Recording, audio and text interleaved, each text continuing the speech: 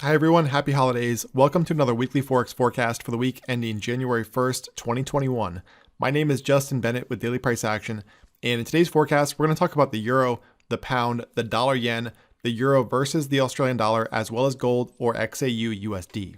The euro and the pound continue to look bullish in the long term, whereas the dollar yen and the euro versus the Australian dollar are both breaking below critical levels. And gold looks ready to break out any day now, but buyers still have work to do.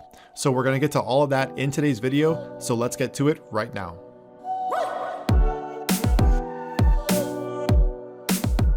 A quick disclaimer that today's video is for educational purposes only. All views are my opinion and are not intended as investment advice. Forex is a high reward, high risk business, and you should not trade with borrowed money or money you cannot afford to lose. See the description of this video for the full disclaimer. First up is the EURUSD, and I mentioned this one last weekend where the pair is still holding above that 121.40 area. So this is the region that it broke out from earlier, where we can see the pair consolidated below this level for about a week before it broke out and retested the area below 123.30. Now, of course, 123.30 is the level that I've had on my chart for some time now. We didn't quite make it there last time, but I do think if we see a bounce from 121.40 over the coming days and a run toward 123.30 that we could see sellers come out and defend that area.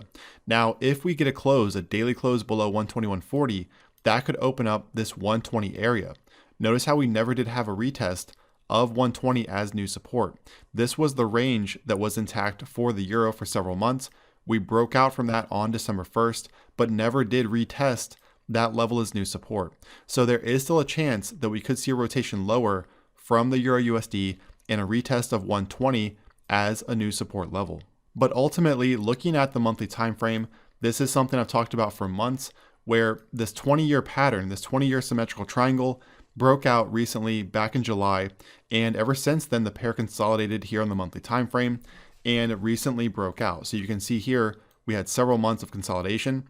That's that area between 116.15 and 120. We recently broke out from that, and December looks to be closing well above that area. So as long as this 120 area stays intact as new support, I do like the euro higher in 2021 up toward that 125 area. But as I mentioned just a few moments ago, there is a chance that we could see another pullback even below 121.40 if this area fails to hold back here toward the 120 region. So I may look to take profits on that long position that I've had since this candle back here, which I mentioned to members, if we get a move below this 121.40 area. But as long as it holds, I'm going to stay long for a move up into 125 into next year. But do keep an eye on 123.30 if we get there, because I do think that this area could attract sellers. As I mentioned last week, this area could occur just below 123.30 or even just above it. So it's going to be key to watch how price action unfolds if the euro does retest that area. The pound continues to look pretty bullish, but starting with the monthly time frame, as I've mentioned recently over the last few weeks, the pair does need to close above 133.40. So that's approximately this area right through here. You can see we have this falling wedge pattern on the monthly time frame, and this pattern goes back 20 years. We can see where this lower level extends from the 2000 to 2001 low and also came into support through this area recently. All right, so this pattern is the one to watch going into 2021. If we see December close above that 133.40 area, it would confirm the breakout and likely send the pound much higher in 2021, probably to test some of these recent highs. So turning to the weekly time frame, last week appears to have closed above 134.80. So this is the area I talked about last week, where I said that we need a weekly close above this 18-month resistance level to confirm the breakout. Notice how 2 weeks ago, the pair failed to close a week above 134.80, but last week it appears to have closed above that area. So 136.80 could attract some sellers on the way up. Notice how we have this high back here and also this low. So this 136.80, maybe 137 area right through here could attract some sellers, but I do think that this breakout, if it does hold, could target this double top from 2018 right around 143.50. And keep in mind too that this entire price action for the pound appears to be an inverse head and shoulders. Now, it's not the cleanest pattern I've seen, but you can see where we clearly had these lower lows back here. We then put in this March low, and ever since then we've carved higher highs into that 134.80 level. So anytime you see higher highs like this into a key resistance level, it's an indication of an imminent breakout. Last week appears to have done that, but we do need to see buyers defend that 134.80 level going into the coming week. The dollar yen continues to trade right around that 103.60 level that I've talked about for the last couple of weeks. You can see here on the monthly time frame we have this trend line from the late 2012 lows, and this 103.60 area is going to be critical for the dollar yen. Here on the monthly time frame, it looks like this is still support. However, if we drill down to the daily and weekly time frames, you can see where the pair broke below this level recently. All right, so this level right through 103.60 served as support back here in March. It then triggered a bounce through this area, and then a couple of weeks ago we got a close below that area.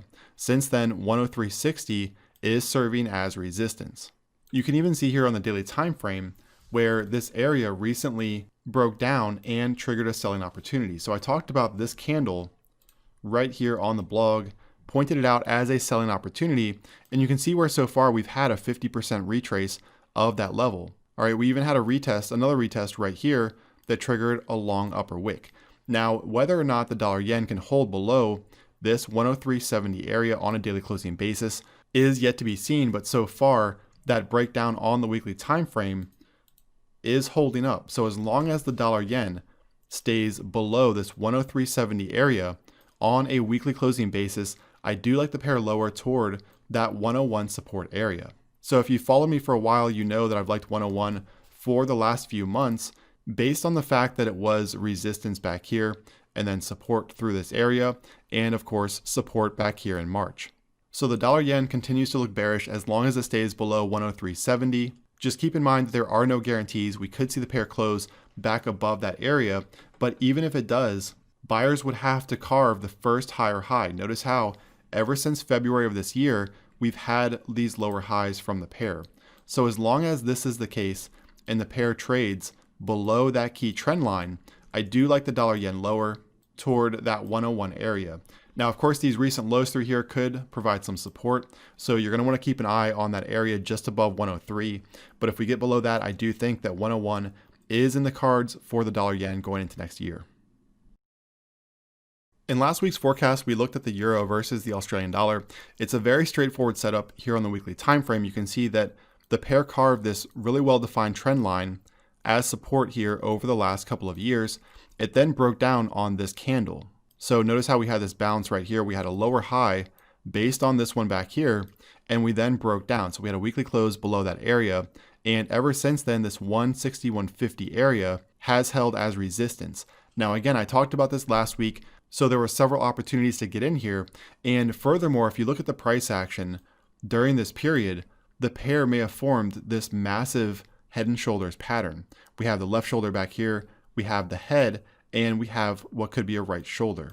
So as long as this area around 161.50 holds on a weekly closing basis, I do like the pair lower toward this 157.20 area, and perhaps even the area just above 152 and maybe even 146 into next year. So these are going to be areas to keep a close eye on as we move into next year, as long as the euro versus the Australian dollar stays below that 161.50 area on a weekly closing basis.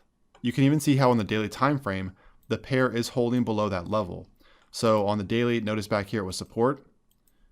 The pair then closed below that level on this candle, and ever since then it's holding as resistance. We even got a bearish pin bar right through this area, a 50% retrace, and the pair is coming off that level once again. So if we can get below some of these recent lows, look for a move down into 157.20 or thereabouts.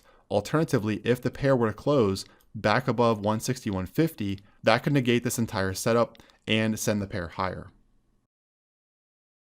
Last but not least, we have gold or XAUUSD, and the pair looks ready to break out at any moment now. We have this descending channel, aka a bull flag pattern, that has formed after this multi-year uptrend. So even though the selling back here on some of these candles looked pretty aggressive, I've maintained for a long time now that this was always constructive for gold. Because even though this pullback looks pretty aggressive, if we zoom out and look at the last few years, you can see where this pullback is still pretty conservative. I mean, this started all the way back here, just above the $1,000 level, moved all the way up to $2,075, and since then we've pulled back to about $1,750. So if you zoom out, you can see that this uptrend is very much intact, and we have this nice bull flag pattern now that's developed that could send gold higher, perhaps much higher, into 2021. But as I've said several times recently, buyers do have to get above that $1,900 area. So $1,900 is going to be resistance. Buyers have to secure at least a daily close above this area to expose that 1930 area, get above that, and I do think that we could see a run at 2015 and 2075. Now, one thing I mentioned in last weekend's forecast is the fact that we do now have a weekly close above 1850. So previously, the reason on the daily time frame that this area didn't hold is because this week failed to close above 1850. Notice how it was support back here, and then a couple of weeks ago we did get that weekly close above 1850, which means that this area is now support. So the pair has a decision to make: either break back below 1850 or break out through $1,900. But given the uptrend here and this pullback, I do continue to like gold higher into next year.